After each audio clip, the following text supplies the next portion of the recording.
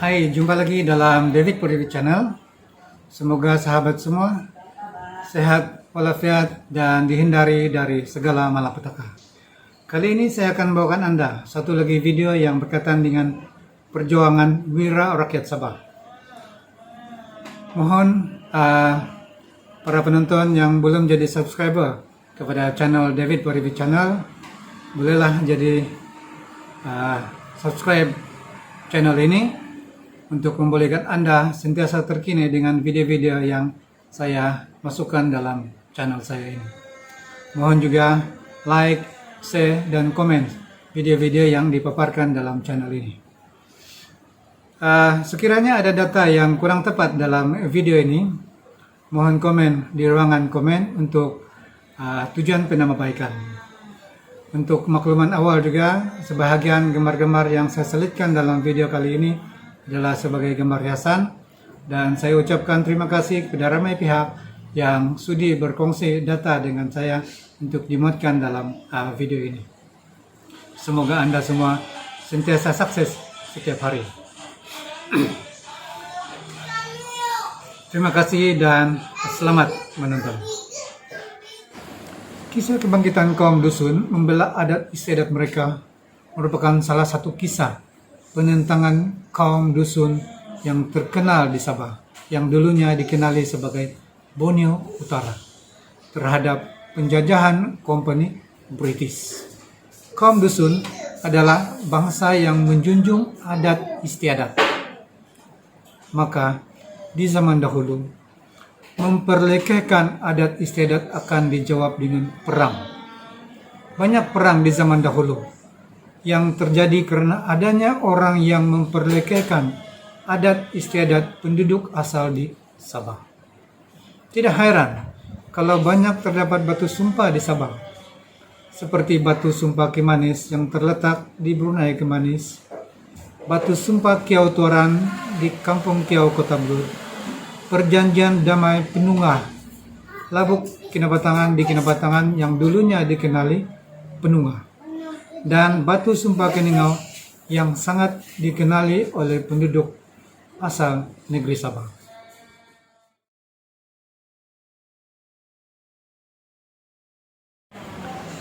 Maka tidak heranlah isu mengenai batu sumpah Keningau itu merupakan isu yang sangat sensitif bagi bangsa dusun dan Murut, karena nenek moyang mereka telah melakukan sumpah adat.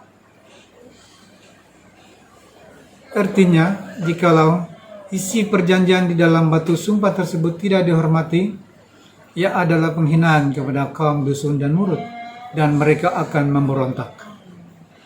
Dalam video kali ini, saya akan kongsikan kisah kebangkitan Si Gunting yang memberontak karena pencabulan adat istiadat kaum dusun yang dilakukan oleh pihak kompeni. Penentangannya bermula di Serinsim yang dulunya dikenali sebagai Mumus di Kota Marudu.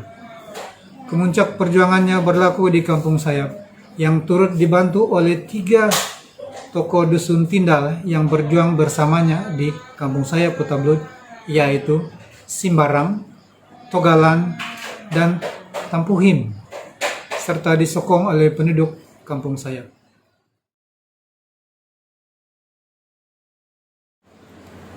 Si Gunting merupakan pahlawan terulung dari suku kaum dusun. Beliau dilahirkan pada tahun 1859 di Kampung Serinsim, dulunya dikenali sebagai Mumus, Kota Marudu.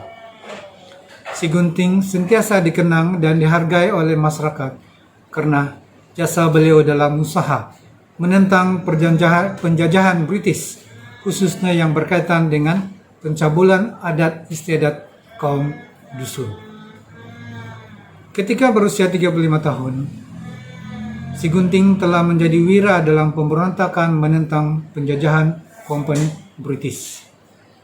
Beliau telah melancarkan perang gerila dengan bijak terhadap pihak British. Pada ketika itu, British telah mengisytiharkan perang yang dikenali sebagai Perang Si Gunting yang berlaku di antara tahun 1894 hingga 1901. Selepas 7 tahun berperang, kedua-dua pihak bersetuju menandatangani perjanjian damai. Maka tamatlah perang di antara kedua-dua pihak. Si Gunting telah dilantik menjadi pemimpin adat kaum dusun, dan beliau telah meninggal dunia pada tahun 1905 ketika beliau berusia 47 tahun. Makam Si Gunting terletak di Taman Kinabalu Substation, Serinsim, Kota Merudu, dan boleh dikunjungi sehingga hari ini.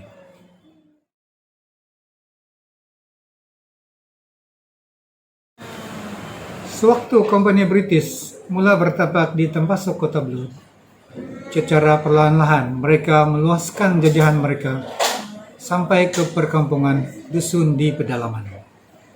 Mereka akan menghantar utusan untuk meminta penduduk di pedalaman tunduk kepada pentadbiran Kompani British dan terus membayar cukai.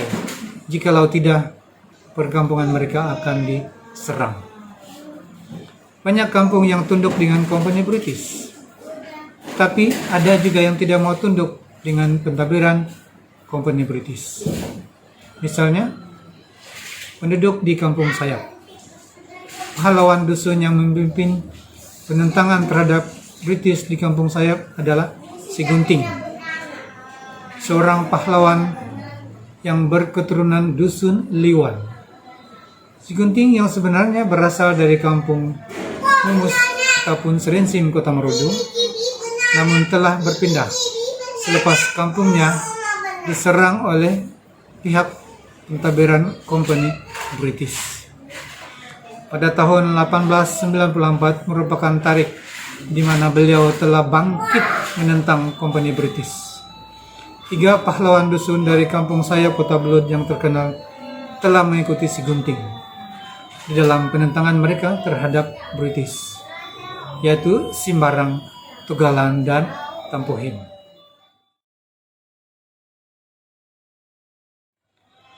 Penentangan Si Gunting berpunca daripada ketidakpuasan hatinya terhadap tindakan kerani Kompani yang memperlekehkan adat istiadat dusun Kota Merudu, yang berkaitan dengan hubungan pegawai Kompani British dengan gadis dusun, yaitu gadis dusun tempatan yang melanggar adat kaum dusun ketika itu. Beliau telah mengadu isu pelanggaran adat itu kepada Ketua Anak Negeri di Kota Merudu ketika itu, yaitu Datu Undok, tapi aduannya tidak dilayang. Sebaliknya, Datu Undok malah menulis laporan kepada Residen Mr. R.M. Little menyatakan Si Gunting yang bersalah. Ini menyebabkan Si Gunting menjadi berang dan bangkit memberontak menentang Kompani British karena sikap mereka yang memperlekehkan adat istiadat kaum dusun. Beliau telah mengumpul pengikutnya untuk menyerang pusat pentadbiran Kompani British di Mumus, Kota Merudu. Dalam serangan yang dipimpin oleh Si Gunting ke atas balai polis dan pusat pentadbiran Kompani di Mumus, Presiden British di kawasan tersebut ketika itu, yaitu Mr. R.M. Little, berjaya menyelamatkan diri dari serangan ini. Akan tetapi, kerani yang melakukan penghinaan terhadap adat kaum dusun berjaya dibunuh bersama 7 anggota polis di Serinsim pada serangan itu. Kompani British juga menyalahkan Si Gunting atas serangan tahun yang sama ke atas satu lagi pusat pentadbiran British di Kinarong, di mana seorang kerani Melayu dan 2 polis Iban telah terbunuh dalam serangan pada Mei 1894 di Kinarong. Serangan yang dilancarkan oleh Si Gunting ini menyebabkan pihak Kompani British mengisytiharkan perang melawan Si Gunting. Perang ini disebut Perang Si Gunting, ataupun Kompani British memanggilnya Si Gunting War. Perkampungan Si Gunting di Mumus, Serinsim, Kota Merudu telah menyerah kalah setelah diserang oleh pasukan dari Kompani British. Sementara Si Gunting pula telah berundur ke Kota Belud di Kampung Sayap, di mana beliau telah membina sebuah kubu yang kuat di perkampungan tersebut. Lokasi kawasan kubu tersebut masih wujud sampai hari ini, yang disebut Kinuta, artinya yang berkubu.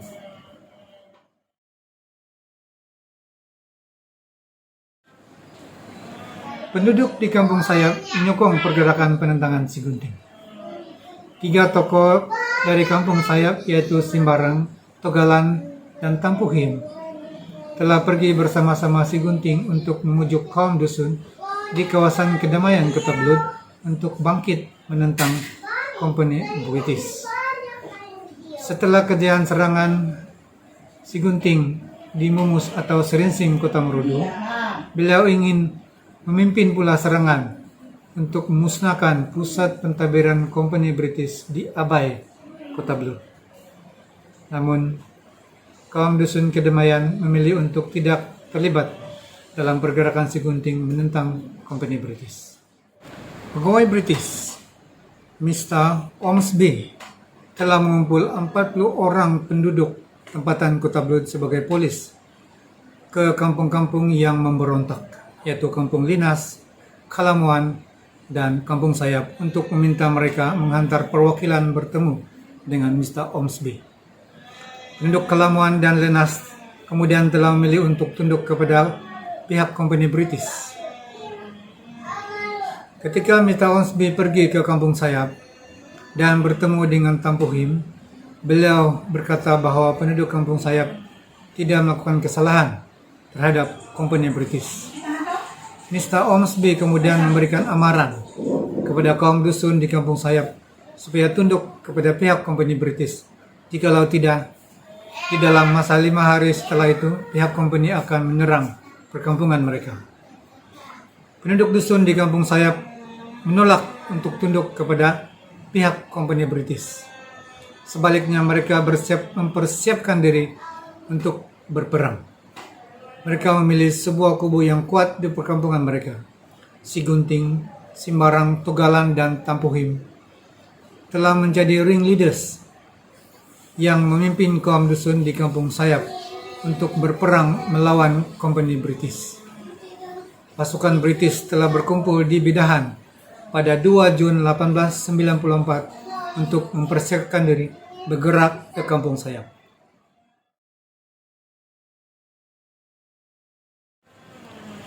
2 Jun 1894, pasukan British telah berkumpul di Bidahan untuk mempersiapkan diri bergerak ke Kampung Sayap. Pada jam 9 malam, Kapten Bennett memberi arahan serangan terhadap Kampung Sayap dan bersiap sedia untuk bergerak pada hari esoknya. 3 Jun 1894, tepat jam 6.30 pagi, Mr. A.R. Dunlop bergerak menuju Kampung Sayap bersama 30 orang anggota polis Kompani sebagai kumpulan serangan hadapan. Ini kemudian diikuti oleh Mr. W.H. Hastings dan Mr. G. Ormsby dengan 50 anggota polis sebagai kelompok utama serangan ke atas Kampung Sayap. Di bahagian belakang pasukan pula terdapat Sergeant Major Ringgit yang menjaga selaku ketua serangan dari belakang. Di samping itu, pegawai British yang bertanggung jawab memastikan barang-barang yang dibawa untuk berperang selamat sampai ke lokasi yang dituju. Karena kedudukan kubu tersebut yang agak tinggi, sekitar 200 kaki dari paras Sungai Wariu, anggota polis Kompani agak ragu-ragu untuk menyerang.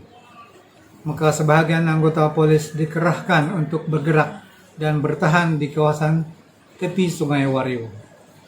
3 Jun 1894, sekitar jam 8 pagi, pasukan kelompok hadapan telah menghampiri kawasan tepi kubu dusun di Kampung Sayap. Pada jam 11 pagi, mula kedengaran bunyi gendang perang kaum dusun dari arah kubu. Rancangan serangan yang diarahkan oleh Kapten Bennett untuk menyerang melalui 3 penjuru kubu tersebut yaitu satu kumpulan di arah menyerang dari kawasan belakang kubu dari atas sebuah bukit, satu kumpulan lain di arah menyerang dari arah seberang sungai, dan satu lagi kumpulan di arah untuk menyerang kawasan dari sungai seberang sungai yang satu lagi. Ketika kumpulan pasukan kompeni di bahagian belakang tiba-tiba melakukan serangan mendadak, merempuh kubu kaum dusun di sayap, mereka dihujani dengan lembing, patu, dan peluru senapang. Ini menyebabkan 2 anggota polis kompeni terbunuh dan 18 lagi tercedera. Kemudian giliran Kapten Barnett menyerang bersama pasukannya. Tapi mereka juga tidak dapat menembusi kubu kaum dusun sayap. Sebaliknya, Kapten Barnett sendiri tercedera di kepala dalam serangan tersebut. Kapten Barnett kemudian membuat keputusan untuk menyerang dari arah berlainan pula. Serangan kedua ini nampaknya berjaya memecah kubu pertahanan si Gunting, dan pasukan dusun sayap yang berperang bersamanya, di mana 7 orang pengikutnya terbunuh. Mr. Dunlop dan Mr. Ormsby bersama 5 polis company telah mengukuri para pahlawan dusun yang berundur sebelum menduduki perkampungan sayap. Pada petang hari tersebut, seluruh perkampungan sayap dan kubu mereka pun berjaya diduduki oleh pasukan kompeni British. Tokoh-tokoh dusun dan penduduk sayap kemudian menyerah diri dan tunduk kepada pemerintahan kompeni British.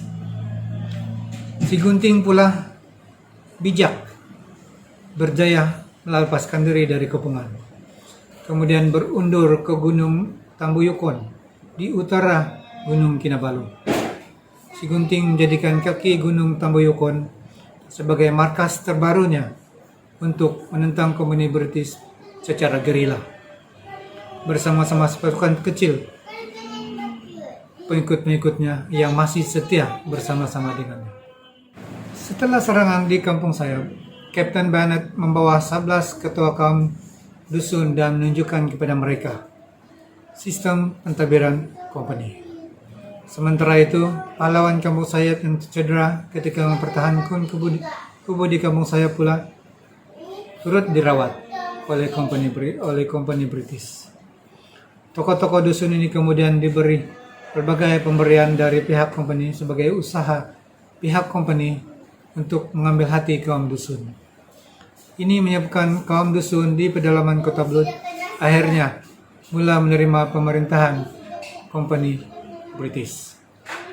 Si Gunting pula telah memberhentikan perang gerila dan mula berdamai dengan kompeni. Menekan ketegasannya dalam undang-undang adat kaum dusun, ia kemudian dilantik sebagai pemimpin masyarakat oleh kompeni di Ulu Bongan. Beliau dikatakan meninggal pada tahun 1906 di usia 47 tahun.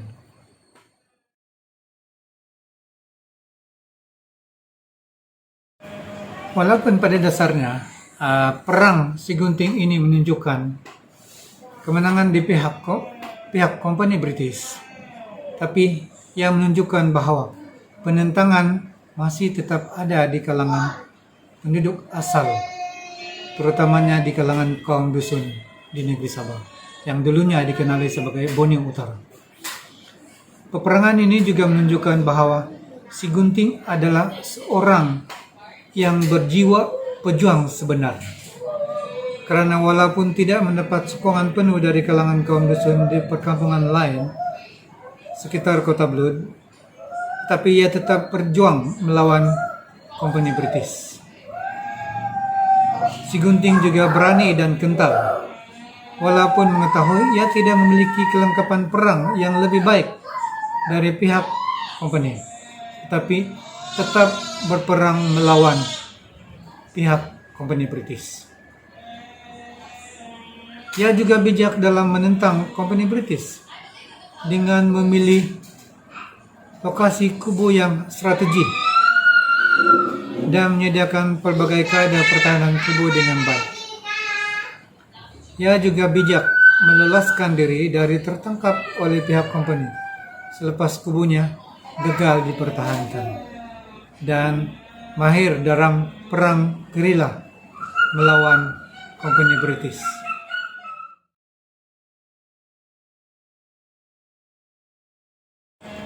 Walaupun pada dasarnya Si Gunting gagal mempertahankan kubunya dari jatuh ke tangan company British, tetapi yang menunjukkan bahwa kemenangan moral terhadap usaha menegakkan adat istiadat penduduk asal Borneo Utara tetap utuh. Pihak company British sendiri pada akhirnya sedia berdamai dengan Si Gunting dan melantiknya sebagai ketua adat kaum dusun. Selepas perang ini, pihak pentadbiran company British mengambil langkah yang lebih baik dalam menangani isu adat istiadat kaum dusun dan juga penduduk asal di Borneo Utara ketika itu. Pihak company juga berusaha memperbaiki hubungan mereka dengan penduduk asal. Selain itu, pihak company British juga menggalakkan hubungan yang baik di kalangan pelbagai kaum dengan meminta suku kaum yang bersengketa agar mengadakan perjanjian damai, bersumpah setia sesama kaum, dan juga dengan pentadbiran company British. Dengan berakhirnya perang Si Gunting, penentangan kaum dusun di Borneo Utara pun berakhir.